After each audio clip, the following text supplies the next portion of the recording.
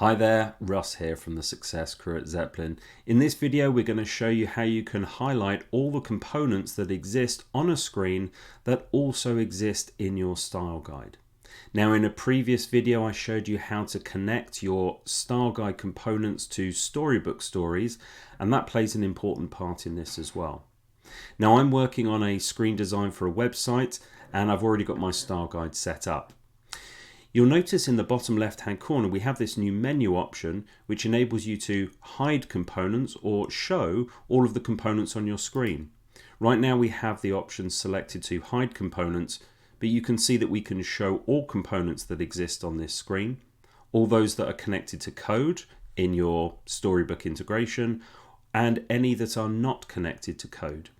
So I'm going to select show all components, and as I do that you'll notice that all of the components I have in my style guide are highlighted in a variance of colors.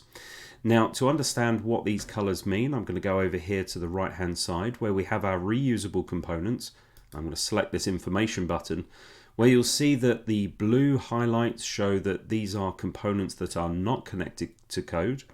We have components that are connected to code shown in green, in this case our Apple Pay button, and then the red ones might be any components that have any issues or breakages in those links to Storybook. So you can see on the right hand side we have a number of components. I also have the option to show all components. So here we have 14 components that exist on my screen, and I can go through and select those and it will highlight for me which component or where those components exist on the screen.